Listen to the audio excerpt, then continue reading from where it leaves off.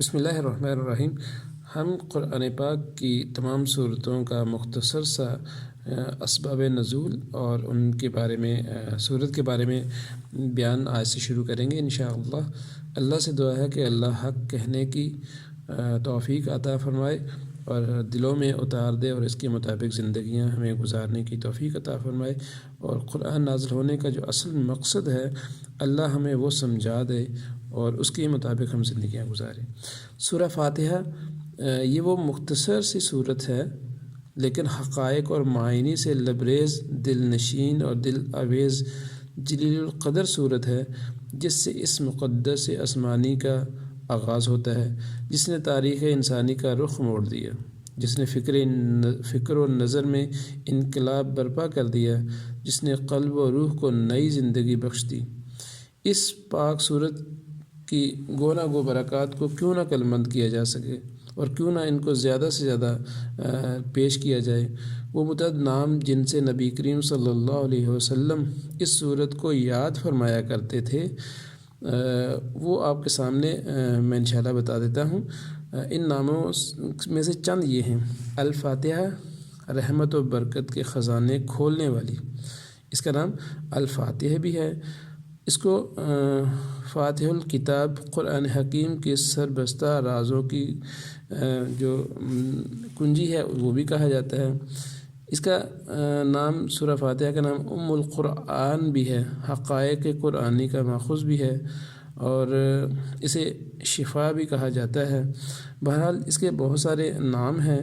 یہ سورہ پاک مکہ مکرمہ میں نازل ہوئی۔ اس کا ایک رکوع ہے، 7 آیاتیں ہیں۔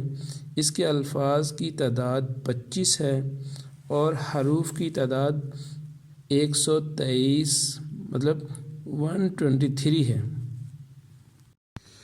اس سورت کا نام سورہ فاتحہ اس مضمون کی مناسبت سے ہے کہ فاتحہ اس چیز کو کہتے ہیں جس سے کسی مضمون یا کتاب یا کسی شے کا افتتاح ہو۔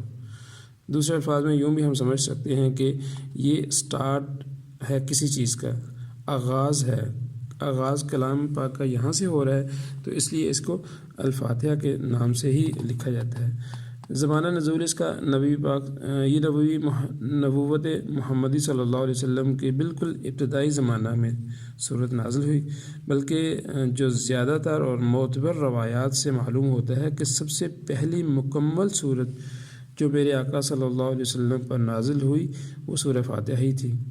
اس سے پہلے سورہ صرف متفرق آیات نازل ہوئی تھیں جو سورہ علق، سورہ مزمل اور سورہ مدثر وغیرہ میں شامل ہیں۔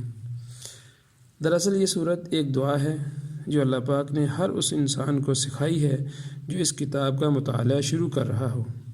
کتاب کی ابتدا میں اس کو رکھنے کا مطلب یہ ہے کہ اگر تم واقعی اس کتاب سے فائدہ اٹھانا چاہتے ہو تو پہلے اللہ تعالیٰ سے یہ دعا کرو۔ سبحان اللہ، انسان فطرتاً دعا اسی چیز کی کیا کرتا ہے جس کی طلب اور خواہش اس کے دل میں ہوتی ہے، اور اسی صورت میں کرتا ہے جب کہ اسے یہ احساس ہو کہ اس کی مطلوب چیز اس ہستی کے اختیار میں ہے جس سے وہ دعا کر رہا ہے۔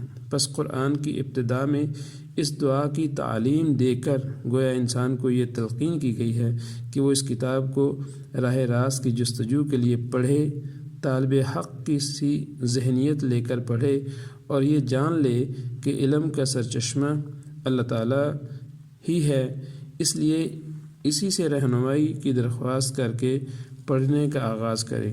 اس مضمون کو سمجھ لینے کے بعد یہ بات خود واضح ہو جاتی ہے کہ قرآن اور سورہ فاتحہ کے درمیان حقیقی تعلق